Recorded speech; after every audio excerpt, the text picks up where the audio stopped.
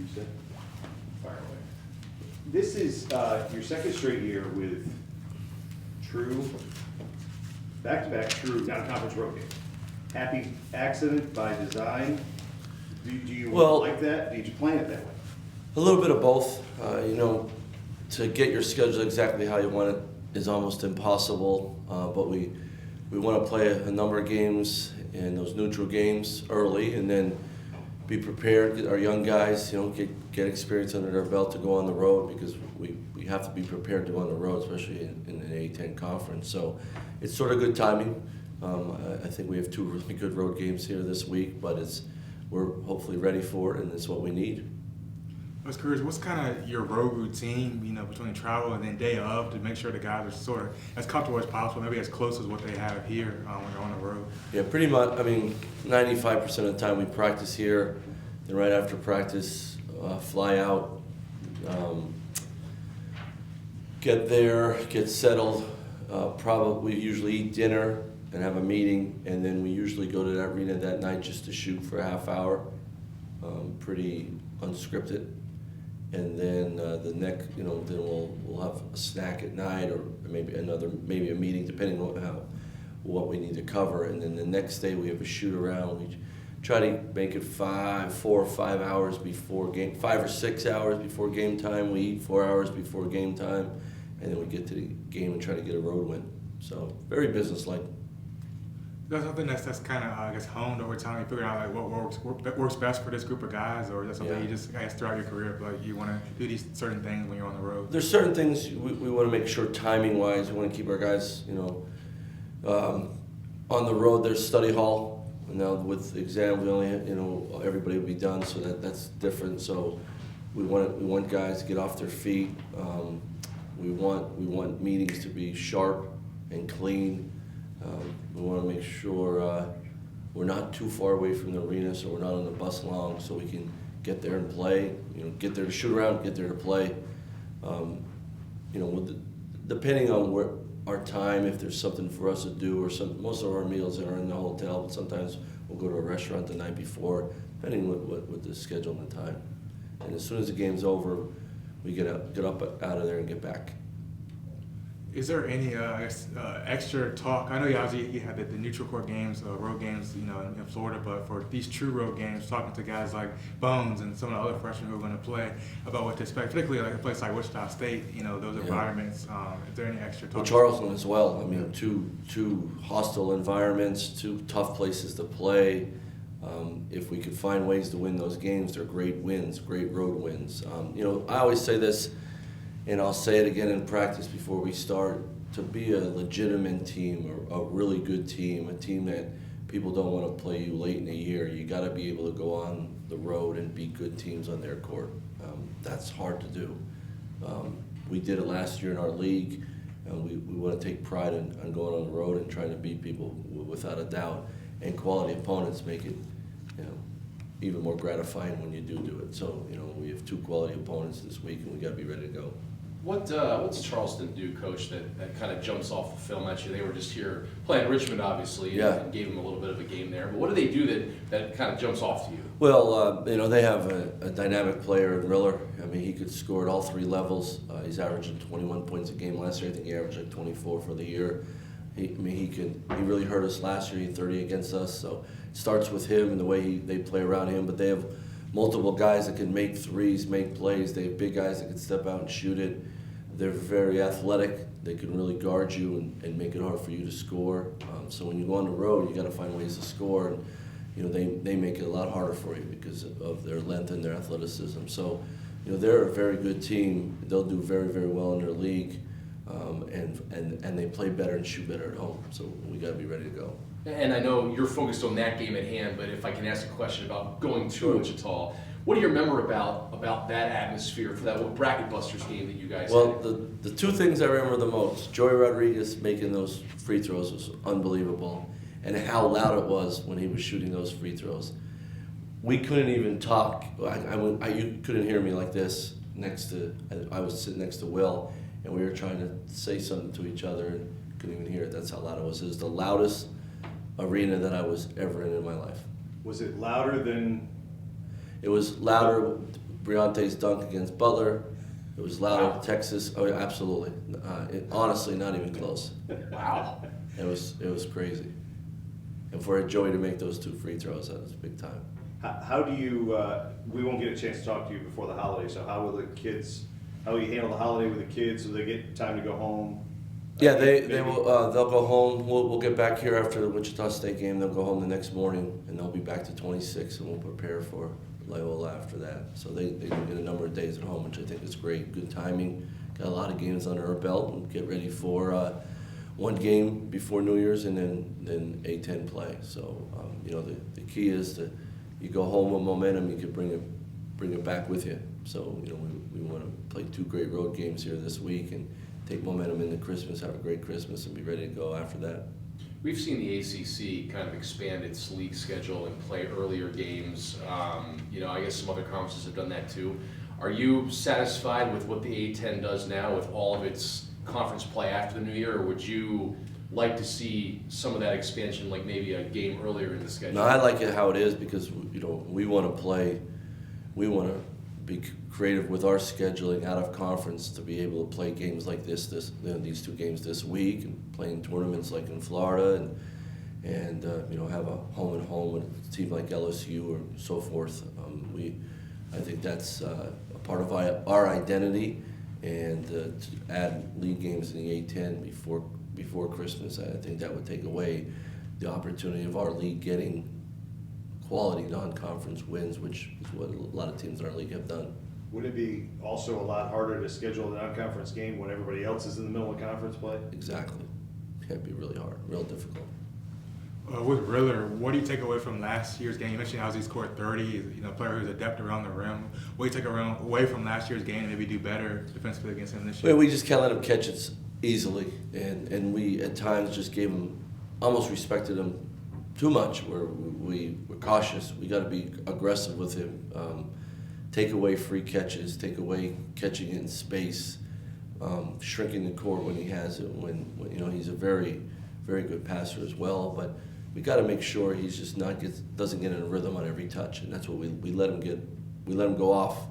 We let him catch it in rhythm, and we didn't guard him as a team last year, and he got going and couldn't stop him. And there wasn't many times last year a guy had such great numbers and played with such great rhythm. We got to make sure we take that away this time around.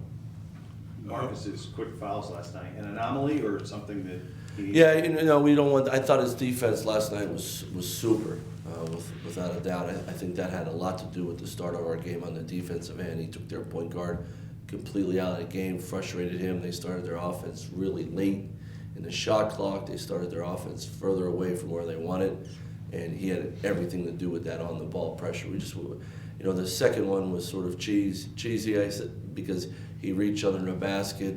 It's just being an aggressive player. We just got to make sure he stays on the court. But if his on the ball defense is like that every game, we're in business.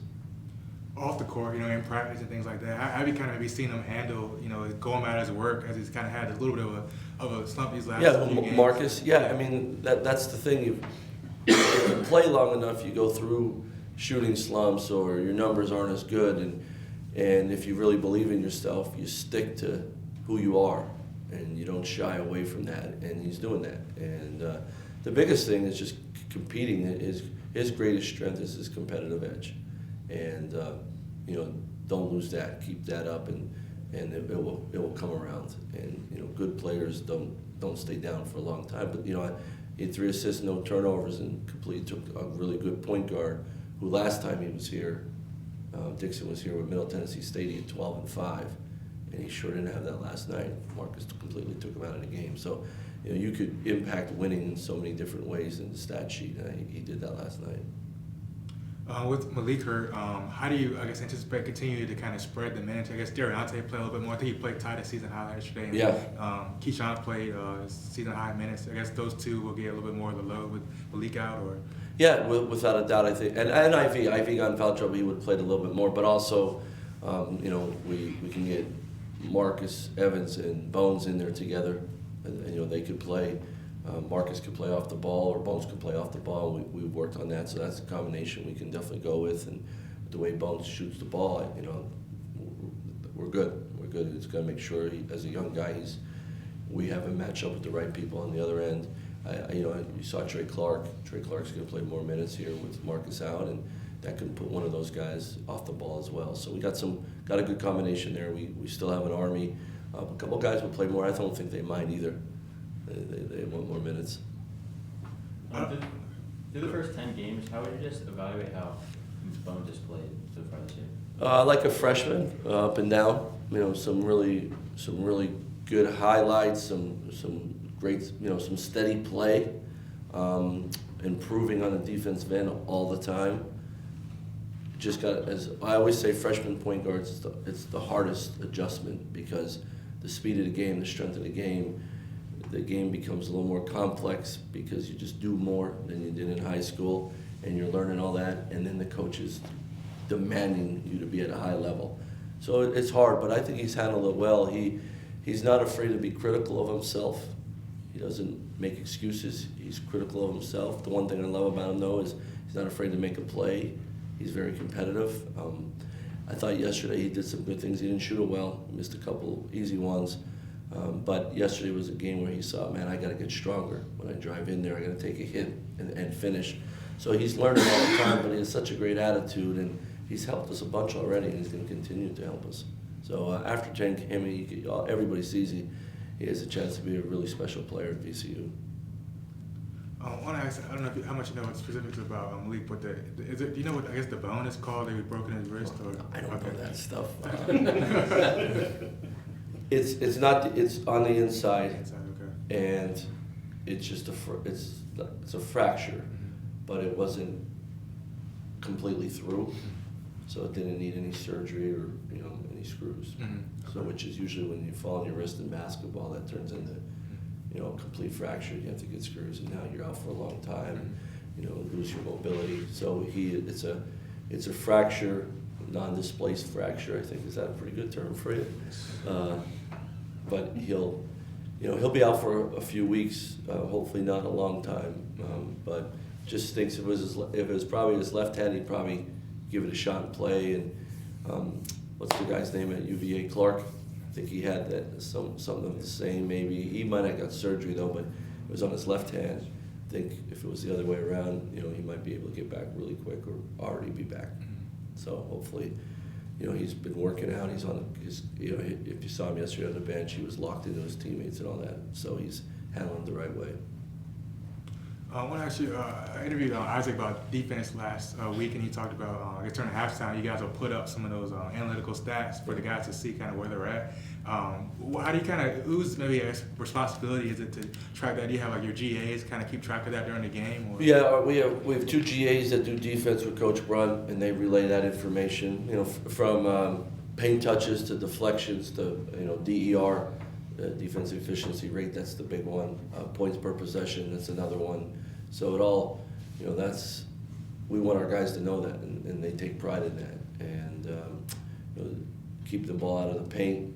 And then the other one we talk about, and it's just a stat, but second shots. If we limit teams' second shots, we're so much better on the defensive end, and it's got to get better here as we move along. But we have two GAs that help Coach Brunt.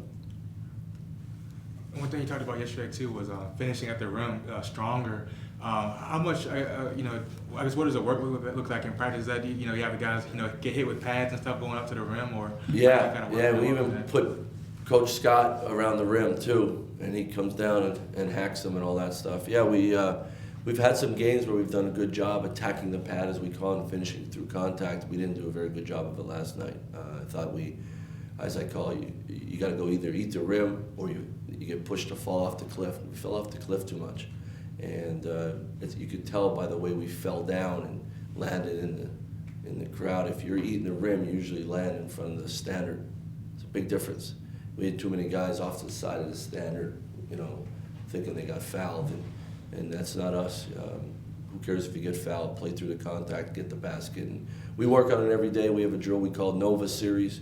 It's a drill I got from Villanova a number of years ago. It's just working on pivoting, ripping the ball through, and then it's almost like you're dribbling. We call it a gauntlet. You go through the gauntlet with pads, and then you finish off 2 feet or off one, and you take the hit, or you give the hit and finish. And some of it is lack of strength, some of it is lack of balance. Sometimes you got to finish with your eyes.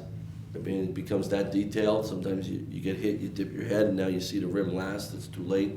So we just work on that all the time. We do it all the time, so that's why I was disappointed last night that we didn't do a good enough job finishing against contact. You mentioned, I guess sometimes you think it's, trying to get the contact, get the call instead of going through contact. I guess that problem Yeah, sometimes. so I like to say it's too much Hollywood sometimes, and giving the act instead of just saying, you know what, you could be there, but I'm still getting the bucket. And it's mentality too. We gotta continue to work on it, without a doubt. Go through the gauntlet. What gauntlet are they going through? So if they dribble through. Maybe there's three or four guys with pads. They're called bullet pads. They go right up your arm, and they're pretty thick. And guys just sort of rake you when you dribble. And sometimes we do it with our hands. Just that when you're driving, you lower dribble, you cover up. It's almost like that. The holding the football, that old machine that you run through it is very similar to that. But we want to take the hit, cover up the ball, be strong with it, and then still be able to balance ourselves to finish. And something we just, we're going to be a downhill team and get paint touches. You got to learn to drive through contact without getting pushed off the cliff. Paul wants to try that drill out, if we can come out one night. Yeah, you want to come over. Yeah, I'll have some Hey, time. before that insurance runs out, come on over. I'll